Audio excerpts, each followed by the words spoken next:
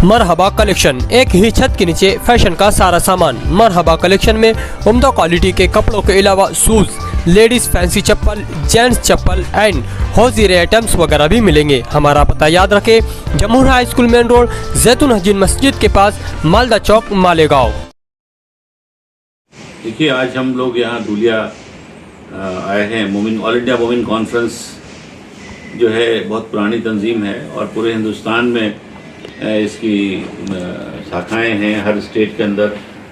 और उसी क्रम में अभी हमारा इलेक्शन हुआ था 13 नवंबर 2022 में, और उस इलेक्शन के बाद नई कमेटी बनी है। नई कमेटी बनने के बाद से हर स्टेट में, हर डिस्ट्रिक्ट में नई कमेटी बनाई जा रही है। उस सिलसिले में मैं काफ़ी हिंदुस्तान के सभी स्टेट्स में दौरा कर रहा हूँ।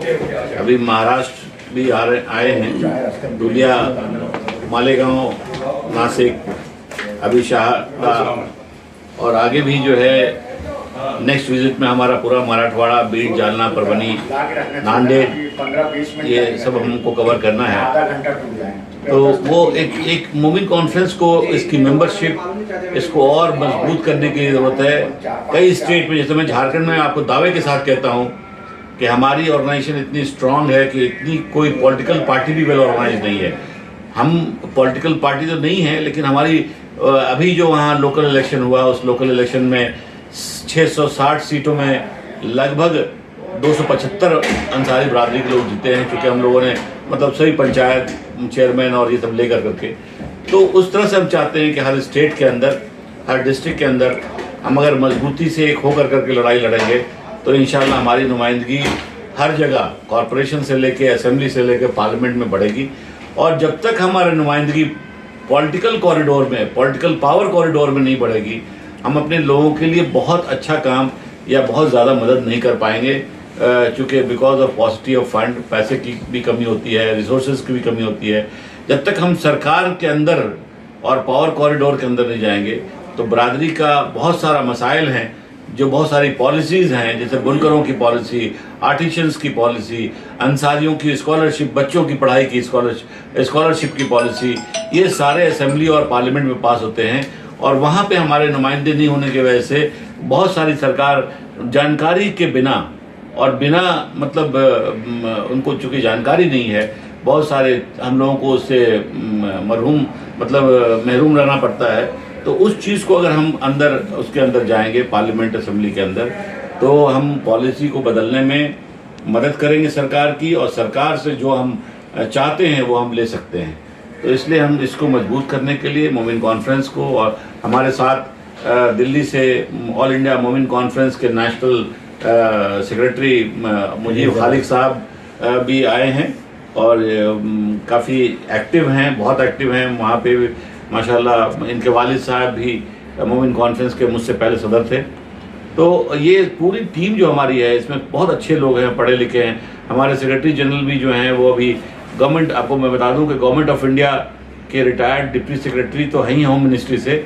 और सबसे बड़ी चीज़ है कि उनको एक्सपीरियंस है कि वो रंगनाथ मिश्रा कमीशन में भी सेक्रेटरी थे। तो मालूमात काफ़ी है, हम लोग उस पर काम कर रहे हैं। रिजर्वेशन से लेके रंगनाथ मिश्रा कमीशन का जो रिपोर्ट है, हम पूरी तरह से उस पर हम लोग लगे हुए हैं। वो भी रिपोर्ट बनाने में भी मोमिन कॉन्फ्रेंस का बहुत बड़ा योगदान था। कमीशन को गठन कराने में भी मोमिन कॉन्फ्रेंस का योगदान था। हम लोगों ने धरना प्रदर्शन 5-6 बार जंतर मंतर पर किया।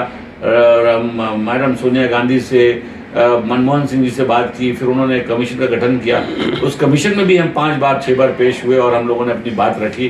कमीशन ने हमारी बात को मानने के बाद जो रिकमेंड किया है, मैं चाहता हूँ कि जितने भी सरकार हैं, जो भी सरकार किसी पार्टी की हो, सरकार तो किसी पार्टी की हो सकती है, लेकिन जनता तो हिंदुस्तान की है, citizen, everybody is a citizen of India.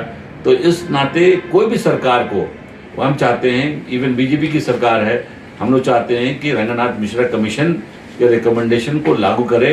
और मैं दावे के साथ कहता हूँ कि अगर रंगनाथ मिश्रा कमीशन की, जो हम लोगों ने जिस तरह से कहा था, अगर वो कमीशन की रिपोर्ट लागू होती है तो हमारे मसाइल 75% मुसलमानों की, और ख़ास तौर से बुनकर और जो आर्टिशन क्लास हैं, उनकी मसाइल 75% स्कॉलरशिप लेकर के, रिजर्वेशन से लेकर करके, बैंक की फाइनेंशियल से लेके, बिजनेस से लेके, एंटरप्रेन्योरशिप से लेकर के वो सारे मसाइल उसमें हैं और इंशाल्लाह अगर वो लागू होती है।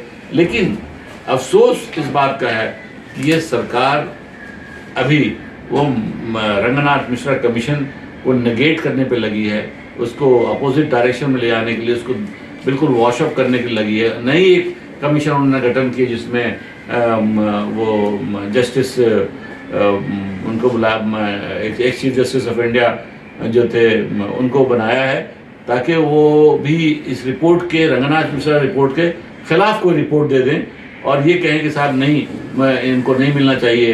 तो वो सारी भी चल रही है, लेकिन हमें सरकार से कहना है एक रिपोर्ट आ चुकी है, उस पर पैसा खर्च करना, उसके बाद उसको नेगेट करने के लिए, आफ्टर ऑल जितने चाहे मुसलमान हों, हिंदू हों, सिख हों, ईसाई हों, ये इस कंट्री के सिटीज़न हैं। और एक सिटीज़न, कोई भी सिटीज़न, जिस तरह से शरीर का अंग, अगर कोई भी हाथ आपका टूटा है तो आप स्वस्थ नहीं हैं। अगर मुसलमान पीछे रह जाता है तो मुसलमान एक नहीं है, मुसलमान कम से कम 25 करोड़ मुसलमान हैं और अगर 25-30 से करोड़ मुसलमान अगर पीछे रहता है वो देश को तरक्की नहीं, वो देश को डेवलप नहीं माना जा सकता है। अगर देश को डेवलप करना है तो पूरे सिटीजन्स को साथ लेके, चाहे वो हिंदू हो, मुसलमान हो, सिख हो, सबको। और हमारा मोमिन कॉन्फ्रेंस शुरू से सेकुलर जमात रहा है। हम लोगों ने आज़ादी के वक्त में भी जिना को नेगेट किया है, हम लोगों ने आज़ादी के वक्त में पाकिस्तान थ्योरी को नेगेट किया, टू नेशन थ्योरी के खिलाफ हम लोगों ने काम किया है। और आज भी जो हमारा काम है, जो चाहे हिंदू हो, मुसलमान हो, जो पॉलिटिकल पार्टी धर्म की राजनीति करता है, हम उसके विरोध में हैं। और हम चाहते हैं कि जो सेकुलर जमात है, सेकुलर पार्टीज़ हैं, हम उसको मजबूत करेंगे ताकि सबकी नुमाइंदगी वहाँ हो सके। यही हमारा मेन एम है। और हम जब जहाँ भी जा रहे हैं हिंदुस्तान के अंदर, हमारा यही है कि भाई हमारे लोगों को नुमाइंदगी मिलनी चाहिए। नुमाइंदगी तब मिलेगी जब हम यूनाइटेड होंगे और हम अपनी छोटी छोटी बातों को अलग कर करके, एक होकर करके साथ चलेंगे तो इंशाल्लाह हम कामयाब होंगे। और कामयाबी एक ऐसी चीज़ है कि जब हम मिल के करेंगे तो कामयाबी से कोई नहीं रोक सकता। और इंशाल्लाह आने वाले दिन में देखेंगे कि मोमिन कॉन्फ्रेंस एक 2024 तक ही मैं पूरे हिंदुस्तान में इस तरह दौरा करके चाहता हूं कि मोमिन कॉन्फ्रेंस को ऐसी मजबूत करें कि हर पॉलिटिकल पार्टी ये पूछे कि साहब आपको कहाँ एडजस्ट करना है। तो इंशाल्लाह हम लोग उस पर काम करेंगे और हम लोग कामयाब भी होंगे।